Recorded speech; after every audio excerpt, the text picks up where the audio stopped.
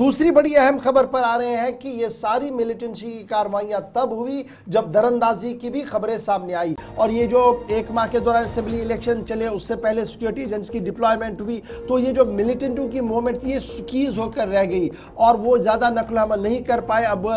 एजेंसियाँ जो सिक्योरिटी इजाफी दस्ते थे वो वहाँ पर चले गए और आहिस्ता आहिस्ता करके वो नाके और वो जो कैंप्स थे वो हटना शुरू हो गए। तो मिलिटेंट्स की प्रेजेंस इन कुछ इलाकों के अंदर देखने को मिली, जिसके बाद कभी नॉर्थ के अंदर हमने गुलमर्ग के अंदर तस्वीर देखी, कभी गगनगीर के अंदर तस्वीर देखी, कभी शुपियां के अंदर गैर रियासती मजदूर पर हमला देखा। तो इन तमाम हमलों के बाद ये दो तीन चीजें सामने आई कि कोऑर्डिनेशन में भी थोड़ी सी प्रॉब्लम हुई है। दूसरा, जो नौजवान रेडिकलाइज हो रहा है, यानी जिसको इंतहा पसंदी की ओर झोंका जा रहा है, और ये डायरेक्टली नहीं हो रहा है। अब मॉडर्न गैजेट, जिस पर हम कल भी बात कर रहे थे, आज इंटेलिजेंस एजेंसी मुख्तलिफ ज़राया से जो रिपोर्ट सामने आई है उसमें इस बात की तस्दीक हुई है कि मुख्तलिफ ज़रायों से नौजवानों तक पहुँचने की कोशिश की जा रही है। टेलीग्राम हो, मेस्टरडम हो और दीगर कुछ ऐसे ऐप्स हैं जिनका सहारा सरहद पार और दुनिया भर के अंदर लोग ले रहे हैं ताकि नौजवान मुसलमान, ये जो जम्मू कश्मीर के और कश्मीर प्रोविंस के नौजवान हैं, उन तक पहुंचा जाए और उन्हें किसी न किसी तरीके से उस दायरे में लाया जाए जो वो चाह रहे हैं। अगरचे कुछ ज़िलों के अंदर नॉर्थ जम्मू प्रोविंस के पुंछ है, रजौरी है, वहाँ पर टेलीग्राम और दीगर ये ऐप्स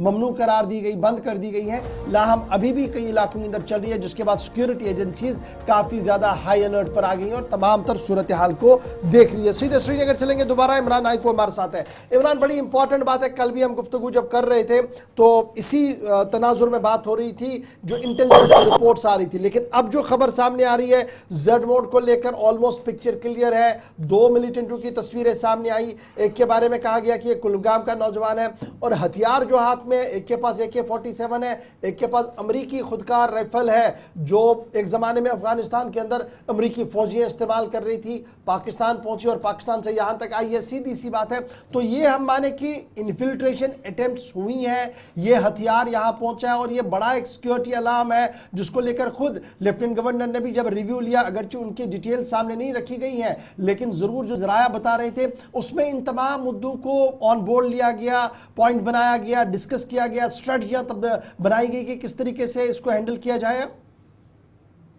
जी, यकीनी तौर पर अगर आपको याद होगा कि जब जम्मू में गुज़िश्ता साल मिलिटेंसी राइज हुई तो उसके बाद ही होम मिनिस्टर की जानिब से दिल्ली में सिक्योरिटी रिव्यू मीटिंग्स ली गई और यहाँ पे भी आपको याद होगा कि जम्मू कश्मीर में फिर back to back security review meetings ली गई। लेकिन जहाँ तक अब जो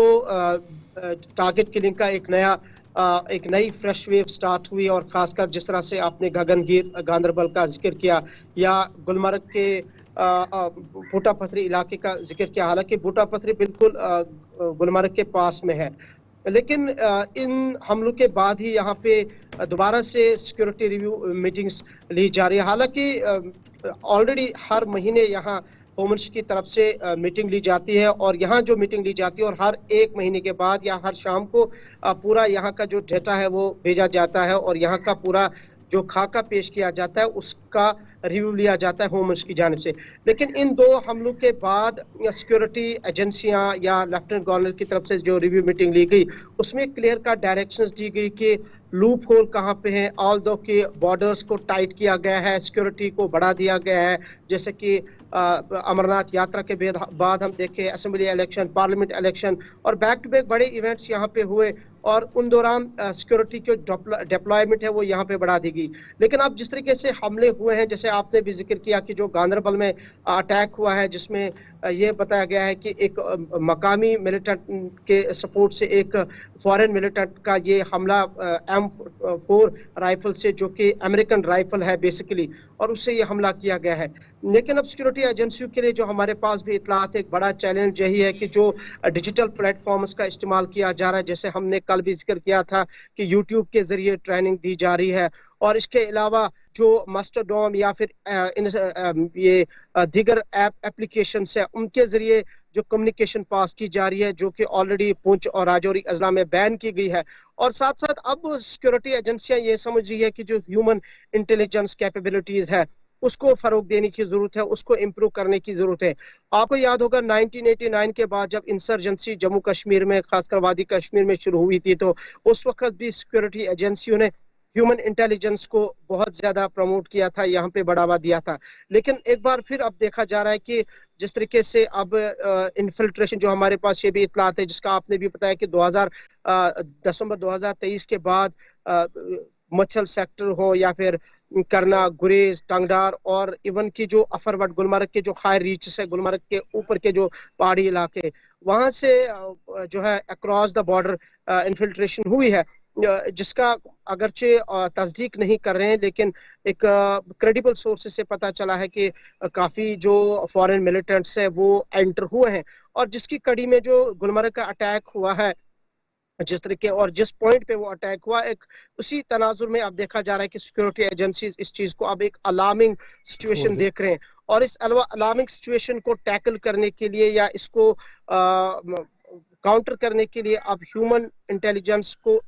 एक तो उसको प्रमोट किया जा रहा है, उस पर काम अब शुरू कर दिया जा रहा है। और दूसरा ये कि जो मैंने कहा कि डिजिटल प्लेटफॉर्म्स का अब एक बड़ा इनके लिए चैलेंज बनता जा रहा है, और उस पर भी अब दूसरी तरफ से काम शुरू हुआ। इवन कि ये भी सिक्योरिटी एजेंसीज ये मान रही हैं कि जिस तरह असेंबली के इलेक्शंस हुए या पार्लियामेंट इलेक्शंस हुए तो डिप्लॉयमेंट बहुत ज़्यादा थी यहाँ पे, और इवन कि अब जो मिलिटेंट्स है वो अब उन इलाकों में नहीं जा रहे हैं जहाँ पे जहाँ पे लोग रहते हैं, और ये उन जगहों पे ज़्यादा खुद को हाइड करते हैं जो लोगों की जो एक्सेस, जहाँ लोगों की एक्सेस है उससे दूर रहने की कोशिश करते मिलाकर अब ये हैं। जिस माना तरह जाए से कि सिक्योरिटी एजेंसियों ने भी अपना प्लान जो है वो तरतीब दे दिया है और बड़े पैमाने पर सर्च ऑपरेशन भी चल रहे हैं। चूंकि जब हम सिक्योरिटी की बात कर रहे थे, हमने सिक्योरिटी ग्रिड की बात की, इन्फिल्ट्रेशन की भी थोड़ी सी बात हुई,